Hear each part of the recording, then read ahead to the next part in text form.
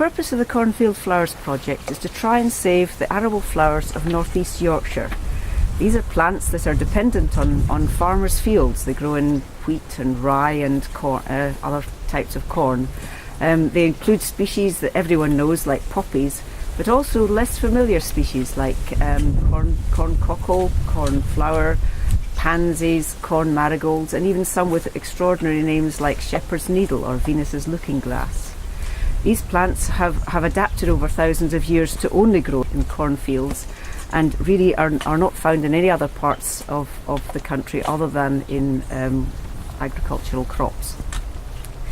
The project started about 10 years ago when surveys carried out of wildflowers throughout the whole of the North York moors showed that arable flowers, which were once so common that they were even pests in Victorian times, were now so rare that they were either not seen at all or only very, very few places. We realised that without any assistance, these plants could well become extinct.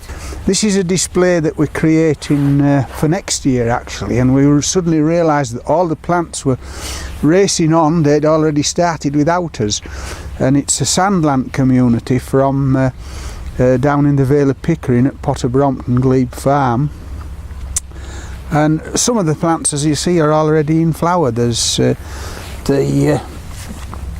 wild pansy, viola tricolour.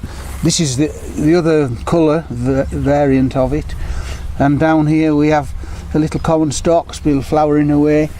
There are other plants in here that will flower next year, and these nice little leaves are the leaves of common bird's foot. In the foreground and mixed in with the whole of the background there, we've got glabrous cat's ear, and this was really supposedly quite a rare plant and had almost vanished from the flora, and then 3 years ago we discovered that John Middlewood at Glebe Farm had half an acre of them.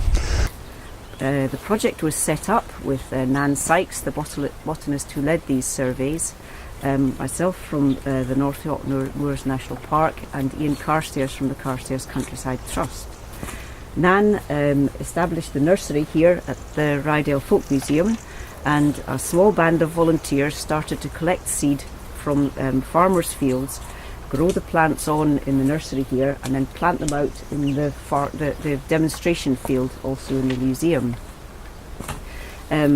With the help of the Heritage Lottery Fund and the National Park Sustainability Development Fund, we've been able to return several of these plants back into farmers' fields where they belong.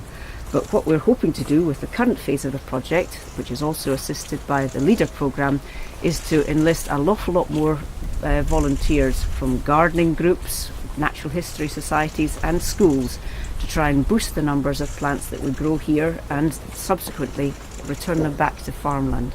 The hope is that in the long term they'll be back as fully functioning parts of the farmland habitat.